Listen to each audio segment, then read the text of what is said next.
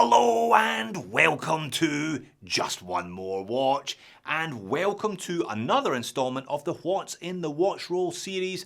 I'm off on my travels again. The Jomwas are heading north on a bit of an Easter road trip to rendezvous halfway up the east coast of Australia with my wife's family. We're going to picturesque Port Macquarie, which is just under a 5-hour drive away from our house. Now, when I lived in Scotland, 5 hours would take you most of the way up and most of the way across the country, but here in Australia, 5 hours driving doesn't really get you all that far in the great scheme of things, as you can see. Anyway, I always try and organise these What's in the Watch Roll videos around a bit of a theme, and the theme for this one is my brother-in-law, Robbie Smith. Thank you for being a friend.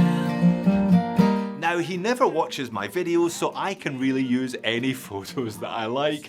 I love Robbie and he loves me, which is just as well really, because we married sisters, didn't we? And we're stuck with each other. So we didn't pick each other, but we wouldn't swap each other for the world. Now, unfortunately, he and his family moved back up to Brisbane a few years ago. They used to be here in Sydney, but not anymore, and I miss him. So it's always great to catch up over holidays like this one. Oh, isn't that nice? Now, Robbie likes watches, but he doesn't actually wear a watch every day, although he did express a particular interest in a fairly fancy one of mine recently. So I'm going to take that watch up with me to show him it in the flesh and to further plant the seed of a future purchase. But I'm going to take 3 others as well, with a view to giving him one of those as a bit of a placeholder and to get him into the habit of wearing a watch every day until the time comes when he takes the plunge himself and buys the really nice watch that a man who works as hard as he does deserves. But he does have particular requirements and particular tastes. So which 4 watches have I taken then? Let's flip the camera and find out. Alright, so 3 watches in the roll, 1 on my wrist, which is the first one I'm going to show you. I am determined to get a watch onto Robbie's wrist over the course of the Easter weekend. Now, he does have specific requirements. He works in construction, so it's got to be able to take a hit. He likes the kind of military field watchy aesthetic, so that's what I'm kind of leaning into with this selection. And if I'm trying to encourage him to wear a watch daily, I don't see the point in starting with a mechanical, too much of a hassle. I'm going to start him off on a quartz, or try and start him off on a quartz, and then once he's into the habit of wearing a watch, the mechanical becomes the next step. So 3 in the roll, 1 on the wrist. What's on the wrist? It's the Baltany military chronograph. Now, you know I love this watch, but you know I also love my brother-in-law, so if he wants it, he can have it. So Robbie doesn't have big wrists, and all of the watches that I've chosen reflect that. They're all sub 40mm. I would be very proud and delighted if he took this one off me, because you know how much I rate this watch. I've been talking about it for the last couple of years. It found its forever strap. This is a Barton Elite Silicone 2-tone, just colour matched perfectly with the dial, the indices, the markers, the hands, etc, etc.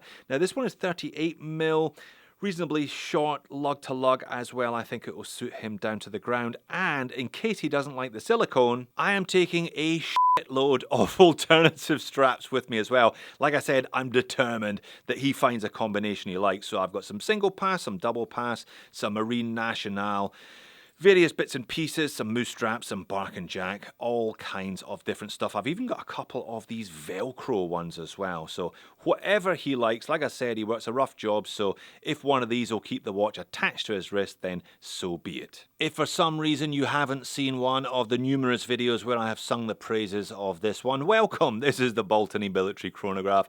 It's based on a Hamilton design, but it's a damn sight more wearable than the Hamilton, and a damn sight cheaper than the Hamilton as well.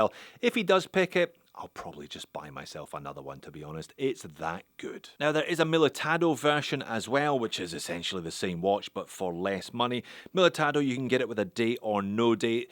The Baltany I've got, as you can see, is no date. It's definitely a cleaner look, though, with no date. Nice symmetry on the dial as a consequence of not having the date complication at the 3. All right, watch number 1, pretty strong contender. Let's see what watch number 2 is. Watch number 2 is a Militado. This is the ML 005. Now I've actually got a couple of these. I bought the stainless case version myself in November, and the brand sent me this PVD one a couple of months ago. Robbie can help himself to either, frankly. I'll probably take both up. Again, quartz movement. In this case, it's the 4-tick VH31. Sapphire crystal covering the dial, stainless steel case. So if Robbie does choose this one and he wallops it around a bit, it shouldn't take too much damage. Now, I'm not a fan of the non-matching hardware on this one. PVD case really should have PVD retainers and a PVD buckle and tang, hence why I'm taking up a bunch of alternative straps with me also. Now, these are under $50 US to buy, and it's got a sterile dial, so there's absolutely no brand cachet with this one whatsoever, which I suspect will count against it in his decision making. But if he likes the look, and it is a great look, perhaps this will be the one. So watches 1 and 2 then, same but different. I've gone for a bit of a curveball though with watch number 3. I've chosen the SKX modded Casio LF20. Now, Robbie's a little younger than I am. He was born in the early 80s, so maybe he's quite not as into the whole 80s retro thing as I am, but this is a great watch. Sapphire crystal, black PVD case, super comfortable rubber. It's a nice size as well. It's going to fit him nicely, and it's quartz like the other two, so it is set and forget. It's got a date complication and a bunch of stuff that I suspect he'll either love or he'll hate. I just figured he wouldn't wear a G-Shock. Even the smallest 5600s are big watches at 43mm. This one much more compact, much more neat on wrist. Very comfortable as well, and it does still have that kind of jet black aesthetic to it. So alright, it is a curveball, but we'll see, who knows. So that's the first 3 watches. I'm hoping I can tempt him to taking one of these off my hands for the princely sum of absolutely nothing at all. Which of the 3 would you pick, or would you have picked something different but similar? It's got to be relatively similar to these, I think, to have a chance of winning his heart. Talking of which, let's see the watch that he really wants. Let's see watch number 4. It's the Tudor Ranger, and no wonder this one caught his eye. It is as beautiful as it is simple, and again it has that kind of mid-century field watch retro vibe. You can see perhaps now why I chose the Baltany and the Militado as placeholders until the time he eventually stumps up a good few grand for one of these. I paid just over 3 grand Aussie for this one, and it was used at that. Now, I got mine on the bracelet. This one is available on a single pass military style strap, I believe, or one of those technical rubber straps direct from Tudor, so he does have a couple of other options if he eventually picks up one of these in the future. I'm going to take my screwdriver, one of my best screwdrivers up, so I can take a link out of this. I'll let him run around with this one for the weekend if he fancies it. But he can't have it back. I'm taking this one back down the road.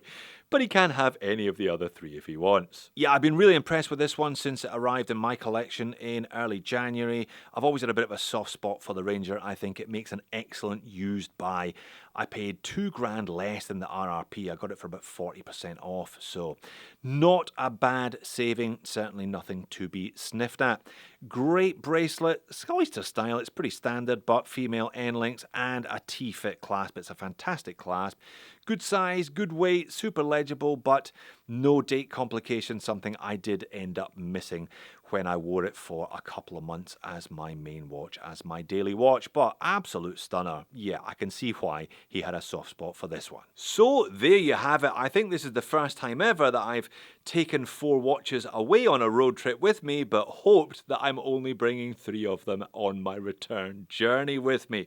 Which 3 will be coming back though? I will leave a comment, I'll pin a comment on the video in case you care in about a week's time. If you'd like to watch another couple of these What's in the Watch Roll videos, click here or here. Thanks for watching this one. I'll see you soon.